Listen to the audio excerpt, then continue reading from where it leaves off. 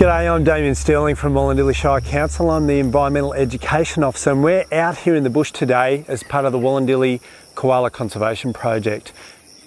Now with this project in 2013 and 14 we were getting a lot of reports from the community telling us about koalas occurring around the Appin area. So we set up the Wollondilly Koala Hotline, and in the first 12 months we had over 60 koalas reported. As a result, we were able to secure a Saving Our Species grant in partnership with the Office of Environment and Heritage.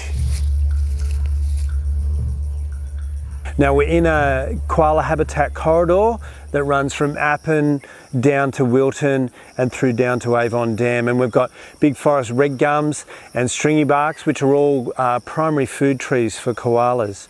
Now the thing about those trees is that they occur on clay soils, so it's a very small corridor that we're working to try and ascertain where the koalas are moving and how they're moving through that corridor, and then from that we can start to make some informed decisions about how we can conserve that corridor into the future.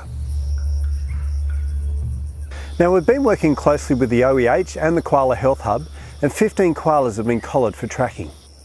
So each time we catch a koala, we put a GPS unit and a VHF transmitter onto the collar around its neck. So the GPS unit on the koala's collar sends its location twice a day over the internet, and then this website allows us to view the koala's position basically in real time. So we can see here the last 10 days of movements of One the koala. And from the VHF transmitter, that lets us track the koala in the field to go and collect information on the tree species, where it's moved, how big the trees are and that sort of thing.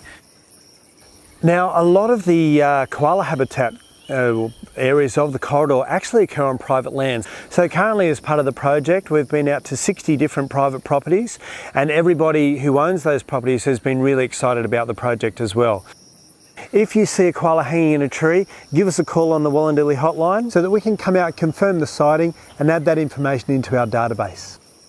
Also, another way that people can get involved is with Conservation Volunteers Australia, and you can come out and help volunteer within the koala corridors. You can come and help restore their habitat, and if you're just lucky you might get a chance to go out and go tracking and actually see a koala in its natural habitat.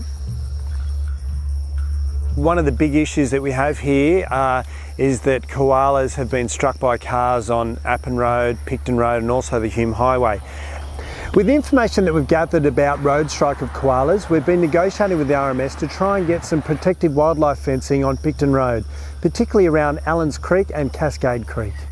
Wollondilly Wires, if you see an injured koala on the side of the road, give them a call. Also Sydney Wildlife and also the South Coast Wildlife Rescue.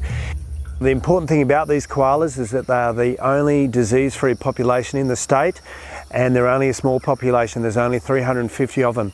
So we all need to work together to try and save these koalas and make sure that the habitat is protected for generations to come.